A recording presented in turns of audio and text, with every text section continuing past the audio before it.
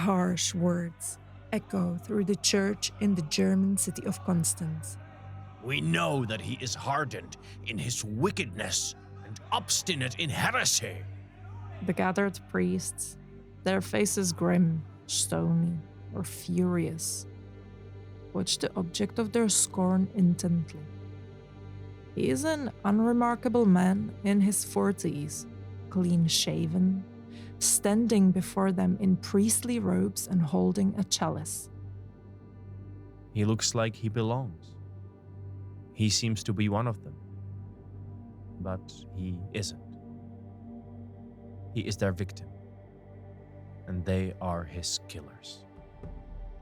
They surround him and start stripping him of his holy vestments. For every removed piece of clothing, they add a vicious insult. The man, however, remains calm, almost stoic. I trust in the Lord God Almighty, for whose name's sake I patiently endure this blasphemy, he says. The crowd of priests only gets angrier. They roughly cut his hair and crown him with a tall paper hat. There are images of 3 devils on it, along with damning words. This is an arch-heretic. In the minds of those around him, the condemned is no longer a man of God. We entrust this body to you, your majesty, they call out. King Sigismund of the Holy Roman Empire, sitting nearby, looks disinterested. He lazily flicks his hand, and guards seize the former priest. They don't even bother to bind his hands or feet. Why would they? Where would he run? He remains expressionless as they walk towards the city gates. The hot summer air buzzes with insects and the busy chatter of the townsfolk. When the procession passes by the church cemetery where all his books are being burned, the prisoner offers a sad smile, nothing more. It is only after they reach their destination, a meadow outside the city, that he finally loses his composure. He falls to his knees. God have mercy on me, he cries. The mocking paper hat falls from his head, but one of the guards quickly puts it back on. In front of them, there stands a solitary stake. There is no wood stacked beneath it yet, but the prisoner knows what it is. He is looking at his own pyre. The guards strip him of his last pieces of clothing. He is bound to the stake, a crowd of people forming all around. The ropes are painfully digging into his skin. He cannot freely move his head because of the metal chain tightened around his neck. At last, they bring out the wood. Bundles of it are stacked around the bound man, reaching up to his chin. All fall into silence. This is your last chance to withdraw your heresy and live, calls out the king's marshal. In the truth of the gospel, I joyfully desire to die today, answers the prisoner in a high-pitched voice, looking towards the heavens. With that, the marshal claps his hands, turns, and begins his ride back to the city. Behind him, the wood catches fire. The man now screaming at the stake will soon be dead. His ashes scattered in the river Rhine. Nothing will remain of him. No body parts his supporters could venerate as holy relics. He must be utterly forgotten. No one in the ages to come will remember the heretic priest called Jan Hus. But it's far too late for that. The ideas he has been preaching cannot be stopped anymore. And the flame that snuffed out one man's life will soon spread to engulf the entire land. My name is Vašek. And I am Alžběta. And this is bloody heart of Europe. The city of Prague in the 1380s was a spectacular sight. Dozens of church spires reached for the sky, the result of the vast construction effort of Emperor Charles IV. The old emperor was dead now, but during the early reign of his son Wenceslaus, the growth continued unabated. It seemed that each day new buildings were springing from the ground. The inhabitants were many, of a varied stock and creed. Apart from the Czechs, most of them were German, as had been the case for hundreds of years. Prague was also a center of learning and advancement, thanks to its famous university, founded by Charles several decades before. It is estimated that 1/5 of all people living in the city at the time were students. Jan Hus was one such student. A teenage boy from the countryside, he must have been flabbergasted the first time he passed one of Prague's gates and found himself inside the great walls. Everything was new and unbelievably big. Prague had the largest market square in Europe. The almost completed monumental stone bridge over the Vltava River, a marvel of medieval engineering, connected Prague Castle with the rest of the sprawling city. There were taverns, brothels, and all kinds of other ways for a lively young man to spend his time and money. Jan Hus, however, was poor, so he couldn't really afford a busy nightlife. Besides, he was there to study, not to have fun. His dreams weren't too ambitious. He wanted to become a priest, not because he felt a divine calling, but simply because he believed that the life of a clergyman was easy and comfortable. In any case, for a boy such as him, anything would be better than to stay in his village. You see, Jan Hus was smart. He had a good memory and spoke excellent Latin. He read voraciously and composed religious songs. But his favorite pastime was playing chess. He was so fond of the game that years later, he expressed regret at how much time he wasted with it and how many friends he bothered asking for another match. A picture emerges of a bright, slightly socially awkward young man, not the best student in his class, but talented and motivated enough to survive in an unfamiliar environment. The University of Prague was a whole new world for Hus. Just like today, students could enroll in local dormitories. It wasn't a place just for sleeping, but also for eating, learning, and having fun. It was the beating heart of university life. Of course, this did not apply to the wealthy.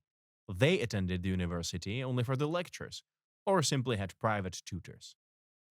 On the other hand, the company of young men from the middle and lower classes who stayed together for long days and evenings created a perfect breeding ground for the exchange of new ideas. The debates of the students who flocked there from far corners of Europe often centered on contemporary events, religion, and, above all, the social problems they faced in a troubled world. In all this, Jan Hus thrived. He secured employment in Prague to support himself, dedicated enough time to his studies, and by his mid-20s, he earned a master's degree. As was often the case with him, his results were average. He ranked 10th among the 22 students in his class. He wasn't bothered by it, though. He could study at the university, enjoy life in Prague, and that was quite enough. For all his later radical thoughts, Hus the student wasn't too enthusiastic when it came to the issues of the day.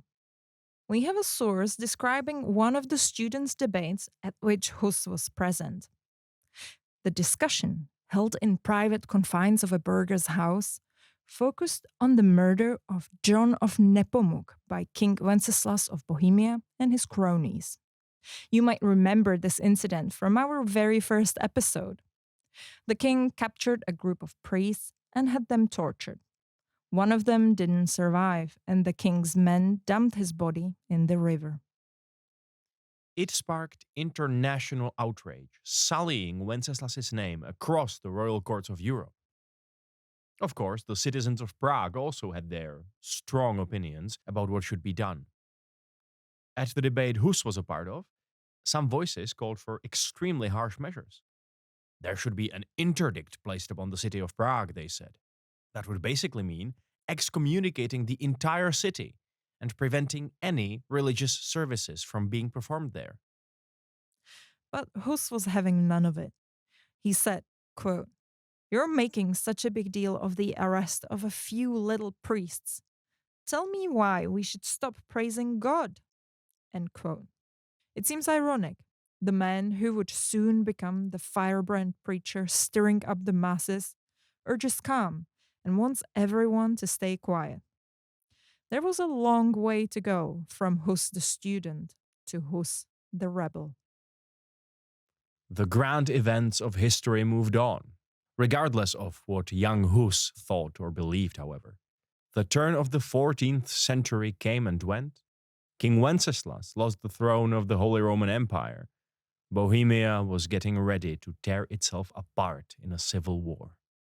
Meanwhile, in the very first year of the new century, when Hus was about 30, he was finally ordained a priest. At the time, the Catholic Church was in a difficult place. For 22 years, there have been two popes at the same time, one of them in Rome, the other in the French town of Avignon. The reasons were political, of course. The powerful kings of France wanted to have the head of the church at their disposal. That didn't mean that Avignon Pope was irrelevant outside of France, though. Support for one pope or the other was very fluid across Europe. One of them usually dominated for a time, then was overtaken by his rival. We can take our usual suspect, King Wenceslaus, as an example. For a while, he was an ardent supporter of the Pope in Rome. That brought him into conflict with his own family, including the formidable Jost of Moravia, who preferred the French Pope. Then Wenceslaus, after losing support across the empire, switched sides in hopes of finding help outside his borders. It didn't lead anywhere. So, a decade later, the king threw his weight behind a third pope, a newcomer residing in the Italian city of Pisa. Long story short, institutional chaos reigned supreme within the church. Nobody could agree on what to believe, how to interpret the scripture, or what rules to set for ordinary Christian folk. This led to excesses among the priesthood as well. You might recall that Jan Hus wanted to become a priest chiefly so that he could live a comfortable life. With many priests, however, a comfortable life would be a gross understatement of the true decadent reality. They used the money collected from believers to feast, get drunk, and seek certain other pleasures of the flesh. The vow of celibacy be damned. It was difficult for those higher up to rein them in, even if they had the appetite to do so, instead of scheming against each other in their unceasing struggle for the papacy. Our sources tell of many egregious incidents, some of them truly remarkable. In Prague, for example, a priest by the name of Nicholas was arrested and burned alive for sleeping with prostitutes. It seems quite a harsh punishment until you read on and realize that Nicholas financed his little misadventure by robbing a nearby church. Not every priest was willing to stand by and remain silent. One man in particular deeply influenced Jan Hus and many other religious thinkers. He was an Englishman by the name of John Wycliffe. His treatise criticizing the circumstances within the church were immediately denounced and banned in England. But some copies found their way to Prague and to the hands of Hus. Remarkably, there survives a version of Wycliffe's text copied by young Master Hus. His own notes and comments are recorded in the margins, indicating that the book had a profound influence on him. The annotations have a tone of astonished admiration, calling Wycliffe a hero and wishing him entrance into the kingdom of heaven. The carefree student from years gone by is also still perceivable. One of Hus's notes reads simply, "Ha ha." Jan Hus wasn't the only one whose worldview has been shaken by Wycliffe's ideas. The copies quickly spread throughout Charles University and caused quite a stir among the students. Factions quickly arose, some in support of Wycliffe's opinions, some arguing against what they called heresy. Interestingly, the factions were divided roughly among national lines. The Czech students mainly supported Wycliffe. The German ones, of whom there were many, generally stood against his ideas. It is hard to tell why exactly the teachings of this English philosopher became so connected to the cultural identity of the Czech people, but Jan Hus clearly wasn't immune to this discord. After all, one of his notes in Wycliffe's copied manuscript calls for the Germans to go home. This national divide manifested itself beyond the confines of the university as well. Around this time, in the early 1400s, the conflict between the Luxembourg brothers escalated and cut the Kingdom of Bohemia apart. You may recall from our last episode that Sigismund's Cuman armies sacked the country while King Wenceslaus was in captivity. As the rich and powerful took sides, the common people did the same. Most of the Czechs stood behind Wenceslaus, who, although weak and ineffective, was still their lawful king. The Germans, on the other hand, supported Sigismund's invasion and power grab. This only added to the confused division of Bohemian society. Against the backdrop of political upheaval in the kingdom and chaos in the church, Jan Hus slowly began his rise to prominence. He started preaching in a simple church, the Bethlehem Chapel, which would soon become known as the place to attend unconventional masses in the Czech language. In other churches across the city, it was much more common to celebrate Mass in Latin or German. But it wasn't just a question of language. Hus weaved Wycliffe's radical ideas into his sermons, criticizing the church and especially the bad apples among the priesthood. Hus was far from alone in his criticisms. In the beginning, he was supported in his efforts by a very important personality, the Archbishop of Prague himself. Zbigněk Zajíc of Hasenberg was a former knight who used to be a military advisor to the king. After he embarked on a career in the clergy, he identified many of the same problems as Hus. So, while Wycliffe's ideas and opinions were being banned across Europe, Hus was safe, protected by the Archbishop from any repercussions. This was precisely what he needed to let his worldview flourish. The former Jan Hus, once a carefree student indifferent to the murder of John of Nepomuk and merely desiring a peaceful, comfortable life, was gradually being replaced by a very different man. He found something worth fighting for. So, what was it exactly?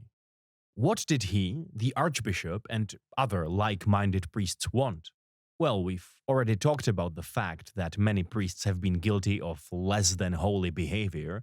It is telling that Archbishop Zbigněk felt the need to ban the clergy in the capital from gambling, spending time in pubs, and wearing overly luxurious robes. But cracking down on rowdy clerics was far from the only item on Hus's agenda. Another thing he struggled against was fake miracles. An increasing number of priests were trying to draw crowds, and thus money, to their churches by feigning miraculous acts of God. Picture today's televangelist in the United States, and you get the idea of what it was like. To combat this, the Archbishop established a committee, which included Hus, to investigate these phenomena. Of course, in many cases, the supposed miracles were exposed as fraudulent tricks. There was another conflict as well, much more serious in its consequences than a few deacons playing cards and some fake miracles. It was centered around the practice of selling indulgences. For the past few hundred years, the church used a new way to make a lot of money. If a person committed a sin, they could simply pay up and buy their way out of the fires of hell. The funds were then used to finance crusades or build new cathedrals, but a lot of wealth also found its way to the pockets of the priests.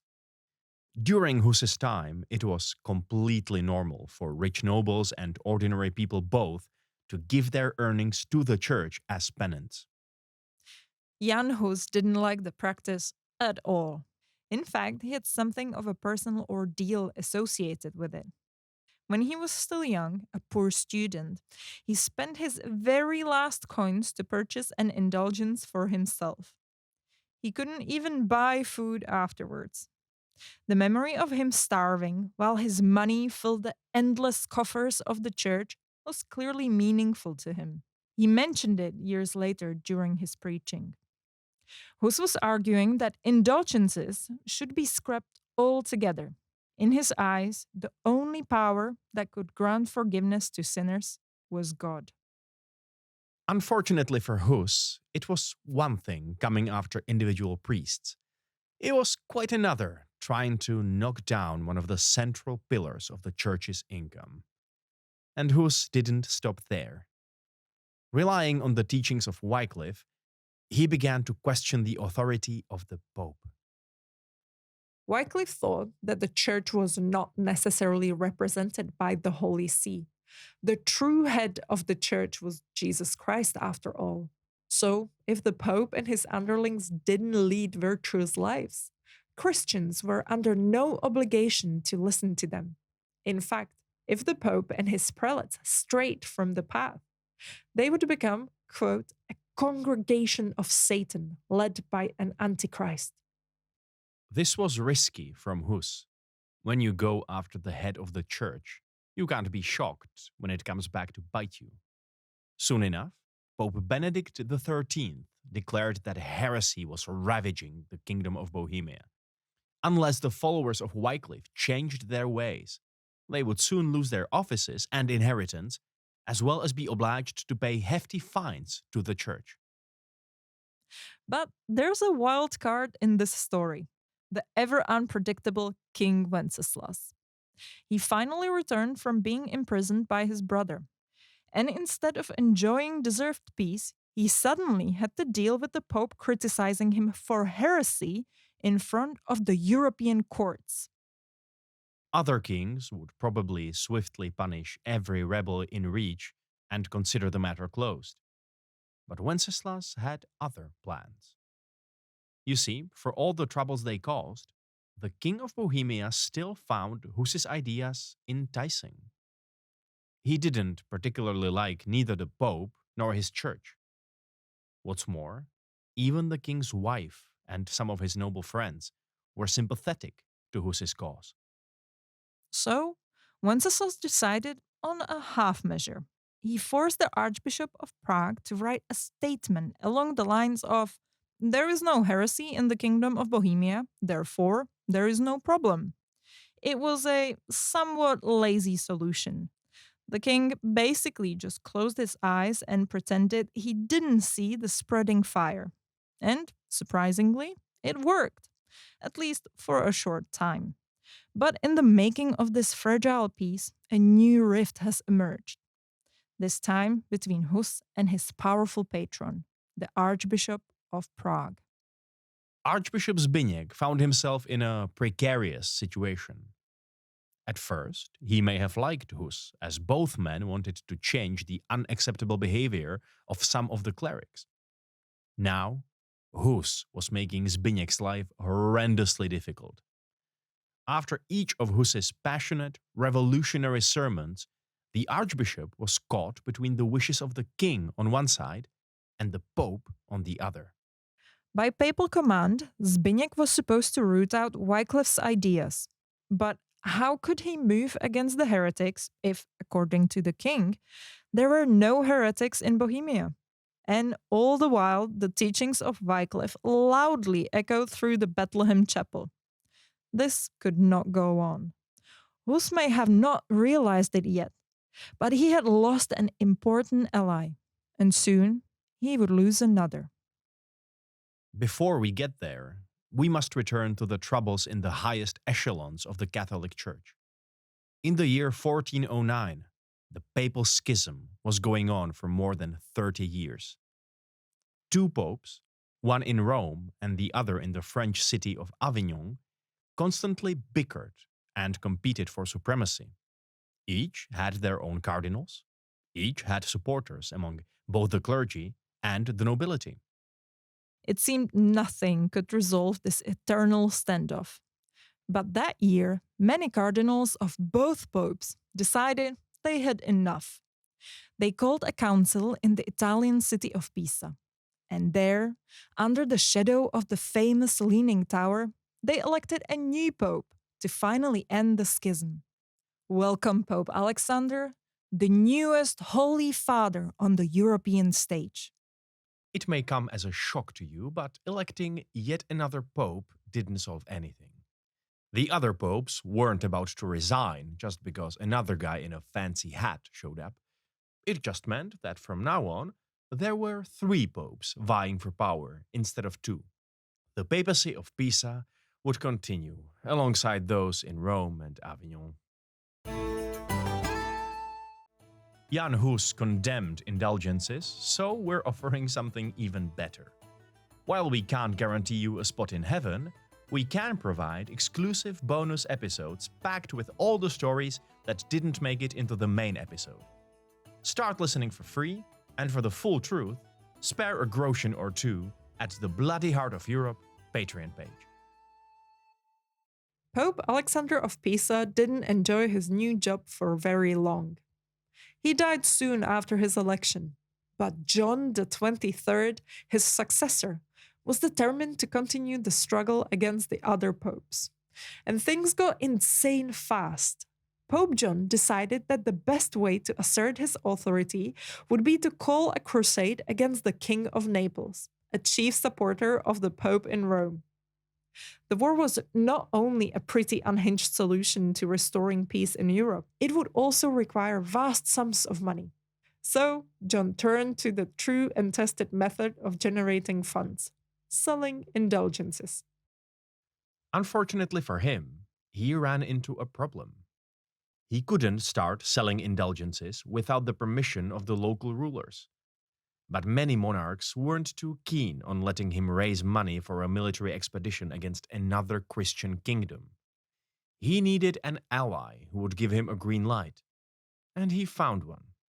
Can you guess who was opportunistic and spineless enough to do it? Everyone who said King Wenceslaus of Bohemia wins. What would Wenceslaus get out of it?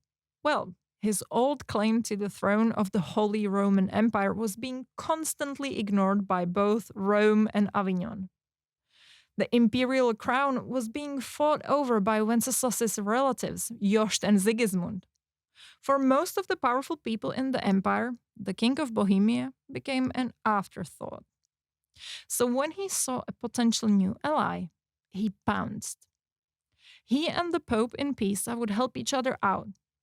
In exchange for the Pope's support, the king would let him organize a massive campaign of selling indulgences in Bohemia. The Pope wasn't very subtle about it. His agents put giant chests in 3 Prague churches meant to be filled with coins. Then they started pounding drums, inviting the townsfolk to spend their way out of sin.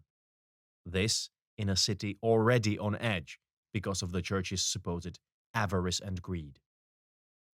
Jan Hus, together with his supporters, was furious. It didn't take long for Prague to be gripped with turmoil, the streets full of angry protesters. They were mainly young people, university students, and apprentices, singing songs insulting the Pope's collectors.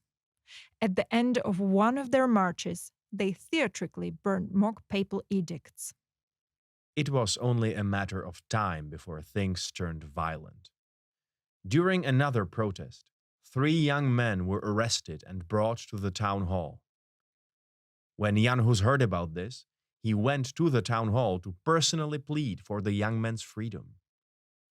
He was given assurances by the councillors that nothing bad would happen to the prisoners. Soon after he left, however, and without a proper trial, the young men were executed. This incident shocked Jan Hus to the core. He felt personally responsible for the waste of 3 young lives. He knew it was his rhetoric that sent them to the streets. He finally saw the very real, palpable impact of his actions and realized how dangerous a game he was playing. It sparked an intense crisis within Hus. While droves of rebellious townsfolk carried the dead bodies of their new martyrs towards the Bethlehem Chapel, the women dipping their napkins in the sacred blood of the slain, their leader stayed silent. He made no speech, tried to spark no further riots. Instead, he spent his time alone, probably contemplating his guilty conscience, the fact that he was actually responsible for the lives of other human beings. This was no academic debate anymore, no friendly dispute between fellow Christians. No, what was happening in Prague strayed uncomfortably close to an uprising. Hus knew he couldn't hide forever. Beyond his windows, he could hear the people calling his name, urging him to share his wisdom with them. So he did. After a couple of weeks of self-imposed silence, he emerged on the political scene again, still not as a revolutionary figure with a holy sword in his hand, though. Hus was, in many ways, a careful, peaceful man. And even now he dressed his criticisms of the church as suggestions, topics to be calmly discussed without violence and bloodshed. But the city was too feverish and angry for that. Hus set in motion something vicious, and now he was unable to stop it. King Wenceslaus, meanwhile, was observing the events in his capital with increasing worry and very likely a sense of betrayal. He shielded the reformers from the Pope's attention. Hus and his ilk should be grateful to him. Instead, they do what? Stir up trouble in the very streets of Prague? Force the town's councillors to take the harshest of measures? After his confident declarations, the king would now look like an utter fool. Wenceslaus had enough, and he would soon get an opportunity to demonstrate it. The Pope announced that Jan Hus was placed under an interdict, basically excommunicating him from the Catholic Church. It was a big deal and a dangerous development for Hus and his followers, but the king showed absolutely no appetite to defend the rebellious preacher. Neither did any of Hus's other erstwhile protectors, for that matter. Overnight, the most popular priest in Prague became a toxic personality. That was exactly the church's aim. The papal interdict was a ruthless way to isolate you from your community.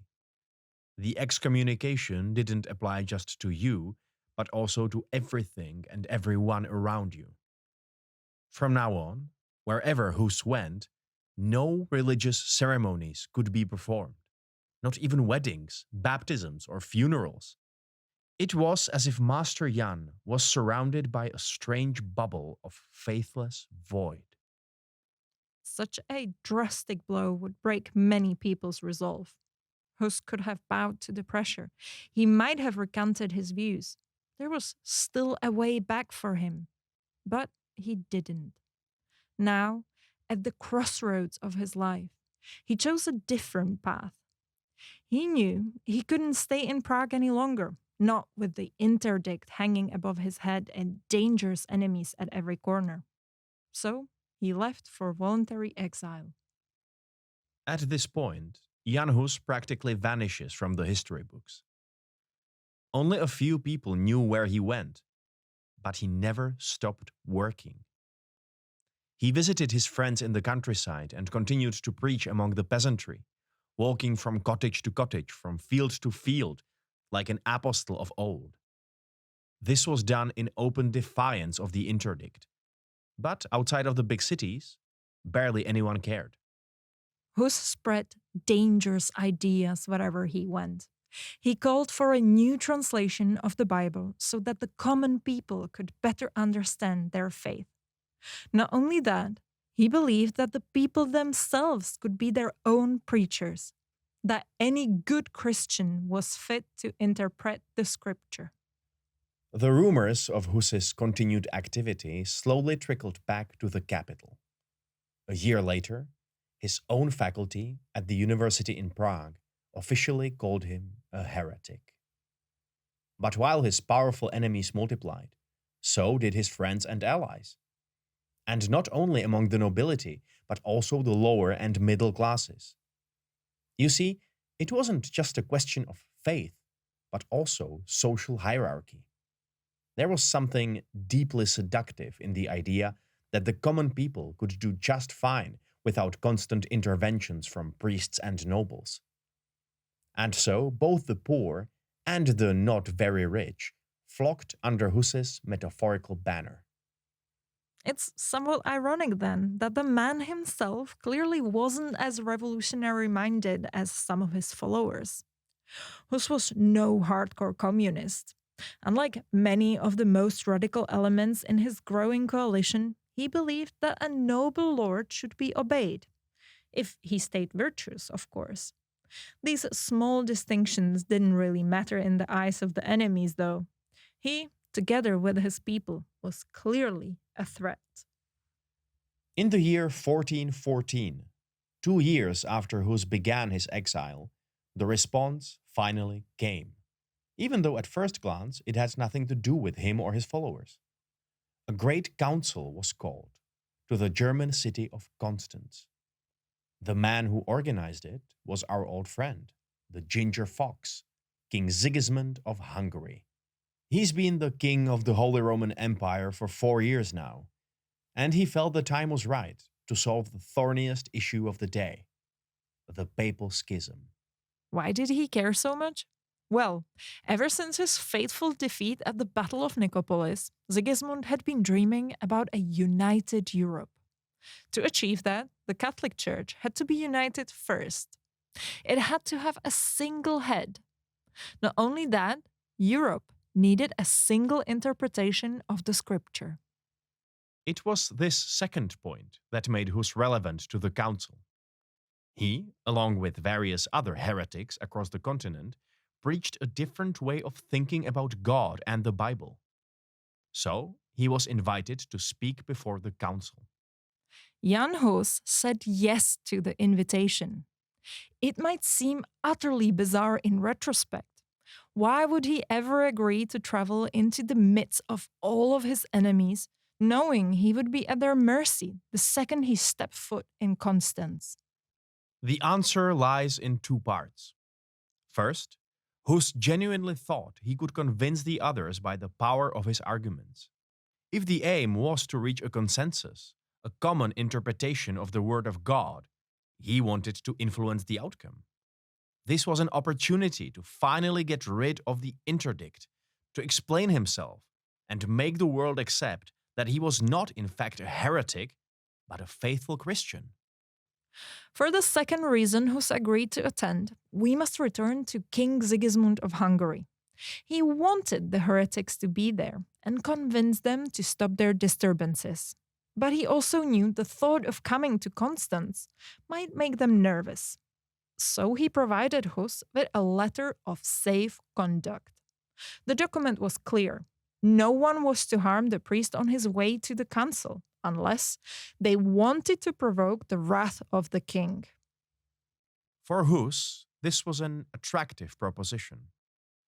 Not only would he be allowed to defend himself and shape the future of Christianity, he would be completely safe while doing so. So, he packed his things and set out, accompanied by 30 friends, not knowing he was walking directly into a trap. When Hus arrived in Constance, the city was buzzing with activity. The rich and the powerful, with their traveling parties, were followed by flocks of traders and craftsmen from all around the country. Among the new arrivals were dozens of money changers and bankers, hundreds of bakers and barbers. Inside the city walls, there were barely any accommodations available, and their prices were eye-watering. Even though Hus borrowed some money prior to setting out, he couldn't afford to rent a space for both himself and his companions. In the end, only Hus and one friend stayed in Constance. The rest left for the countryside around the city. The uproar continued to build, but the principal host, King Sigismund, was nowhere to be seen. Hus was instructed to wait for the king's arrival. For about a month, he spent his time walking around the city, visiting the sights, and complaining to his friends how expensive everything was. Soon, the lack of funds would be the least of his problems. After lunch one day, there was a knock on the door of his quarters. Two cardinals were standing in the corridor, telling Hus that he had been invited to speak with their colleagues. The second he stepped outside the house, he was seized by a group of guards, dragged in front of the Pope, and thrown in jail on his orders. This seems like a pretty clear violation of the safe conduct promised by King Sigismund. Unfortunately for Hus, his safety was guaranteed by a man who was more than accustomed to breaking his own word. In our previous episode, we mentioned the fall of the Bezděz castle. Back then, Sigismund lured his enemies outside the walls under the promise of safety, only to have them immediately arrested. The same thing happened to Hus. From the very beginning, Sigismund had no intention of shielding him from harm. The only thing he needed was to get him to Constance and either make him recant his heresy or eliminate him. When Hus and his friends protested against the arrest, invoking the king's protection, the explanations they got were as laughable as those provided to the Bezděz garrison. You see, the king couldn't protect anyone since he wasn't present in the city at the time of Master Jan's arrest. And when he finally arrived, the deed was already done. Sorry, it's out of His Majesty's hands. Plus, the accusation came from the church, and the king obviously can't meddle in the church's affairs. And anyway, the letter promised safe passage to the city, but it said nothing about the stay in the city itself. Master Jan should have read the fine print. Jan Hus spent 4 months in the city jail. Why didn't he stand trial earlier? Well, let's say the council's proceedings were not going smoothly. Constance was host to 3 different popes, each a product of the schism, all vying for power and influence. One pope, fearing he might lose his seat during the deliberations, decided to flee. Disguised as a common servant, he escaped the city. Not exactly the most dignified exit for the head of Christendom on earth. For a time, the council members focused all their efforts on tracking him down, bringing him back, and officially stripping him of his title. Understandably, dealing with a single Czech heretic was low on their list of priorities. All the same, Hus's time inevitably came. And when it did, his own people were responsible. Amidst the chaos of the council, a Czech priest from Prague called Jan Hus, an opponent of Hus, decided to expedite the process. He approached the assembled dignitaries and began to spin wild stories. Apparently, the situation in the Kingdom of Bohemia was nothing short of anarchy. Priests were being murdered in the streets without consequence. The common folk administered their own Holy Communion. What's even worse, one of the people performing the religious services was a woman. In short, Jan Hus led an aggressive, dangerous mob of heretics that threatened to uproot the very foundations of decent Christian society. The authorities finally listened. Despite the protest of some Bohemian noblemen still sympathetic to Hus, the date was set for a hearing to begin. While the issue of Hus's heresy was, geographically speaking, confined within the borders of the Kingdom of Bohemia, the committee had a distinctly international feel. The priests who were to judge Hus came from Italy, France, England, and Germany, and rather than impartial arbiters, they quickly revealed themselves to be Hus's enemies. Since the very start, the process was a farce. Whenever Hus tried to string more than a few sentences together, he was shouted down. But staying silent produced an equally hostile response. Throughout the several days it took the jury to reach their verdict, the truth of the matter was becoming more and more apparent. This was never meant to be a discussion, an opportunity to reach a compromise, to agree on the fundamentals of what it meant to be a Catholic priest and a Christian. This was a sham trial in which the defendant wasn't even allowed to freely speak. The accusers came prepared.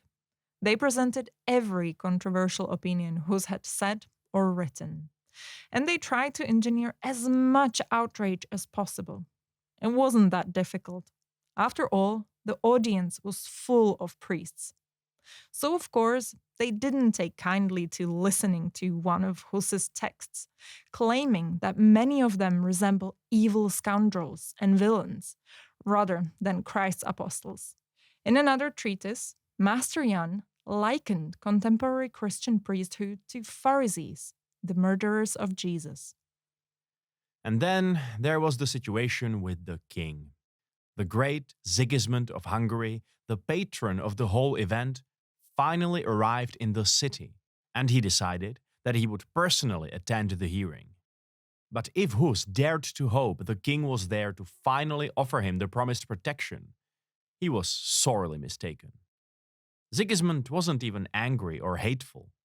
He spent the majority of the trial apparently bored out of his mind, just waiting for the inevitable conclusion. At one point, the priests quoted Hus as saying, "A pope, a bishop, or a prelate living in deadly sin is no pope, bishop, or prelate at all." Shocking indeed, but Hus didn't stop there. In the writings presented at the trial, he extended this principle to kings and princes, essentially arguing that if rulers were morally corrupt, they shouldn't be allowed to wear the crown. Such an inflammatory statement would undoubtedly anger many monarchs of the day. However, when the assembled priests asked Sigismund what he thought about this audacity, they could barely get his attention. He was in the middle of a conversation, speaking through a window with some fellow nobleman. When Hus's statement was repeated, Sigismund, seemingly unfazed, calmly responded, "No one lives without sin, Jan Hus," a reaction of a man who knew what was about to happen. By then, even Hus knew the process wouldn't be fair. But the outcome remained uncertain. It wasn't merely about determining whether he was a heretic or not. Hus found himself in the midst of a delicate political situation.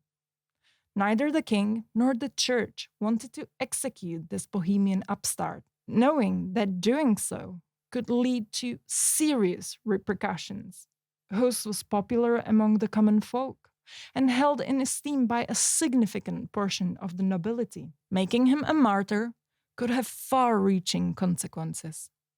So they offered him a deal. Swear that your previous beliefs were heretical, and we shall be merciful. Refuse, and the process will continue. But then we might find that your heresy runs even deeper than we thought. Hus refused, despite being tired, shaking, and racked with fever. The choice became clear to him. He now understood the fate that awaited him if he refused to cooperate. Yet, death was less terrifying to him than the prospect of eternal damnation. From his perspective, he could either accept the terms and save his body, or refuse them and save his soul.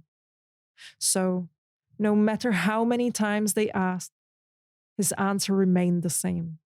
He believed he was right, and he believed they were wrong. He wished he could convince them of his truth, but if they wouldn't listen, there was nothing more to be said. The last day of the process finally came.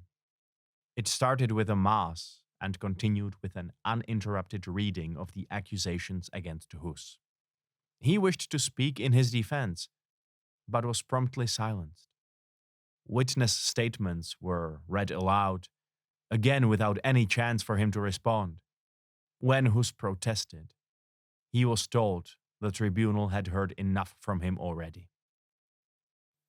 There was only one thing Hus would be permitted to say. If he finally saw reason and wished to recant his beliefs, there was still a chance.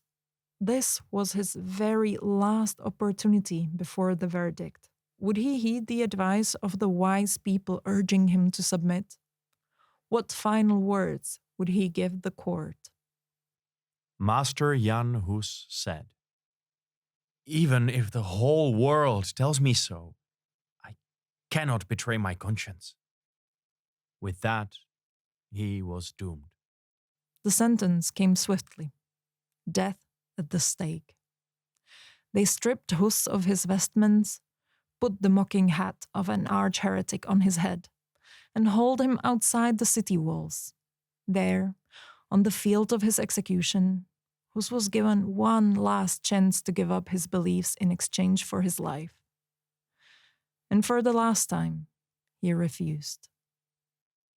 The fire went up quickly and consumed wood, flesh, and bone alike. Soon, the only thing bound at the stake was the charred remains of a headless torso. But even that wouldn't do. A misguided heretic must leave nothing for his followers to venerate. So, the bailiffs, with wooden clubs in their hands, smashed whatever was left of Hus. They found the head and shattered it to pieces. They found the heart and impaled it on a stick. With that gruesome spectacle, the church dignitaries were certain that was the last they heard of this meddlesome Czech rebel. The happiest person in the city was King Sigismund of Hungary. His council, fleeing popes notwithstanding, was a resounding success. The papal schism was finally more or less resolved. One of the popes abdicated in return for a comfortable job as a top cardinal. Another ran away to Spain and faded from relevance. The third was found guilty of heresy, corruption, and immoral behavior, more specifically of piracy, sodomy, rape, incest, and murder. So nothing stood in the way of electing a single new pope, Martin V, that everyone agreed on. Whatever we might think about the wild process that led there, the church was suddenly united more firmly than ever before in living memory. The prestige associated with this achievement made Sigismund a European superstar. And one would almost forget, Sigismund at last dealt with the inconvenient heretical troubles brewing in the Kingdom of Bohemia. If the movement tried to cause any more trouble, they would be easily crushed. Who knows, without their precious leader, it might disintegrate all on its own. It didn't. On the contrary, the movement grew fast on the ashes of Master Jan Hus. A great war was coming. Sigismund will be an old man by the time it ends. And he will be long dead by the time the empire will finally know peace.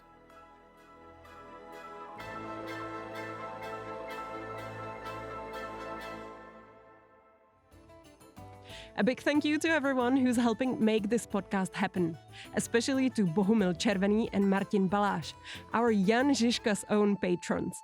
Thanks so much, guys.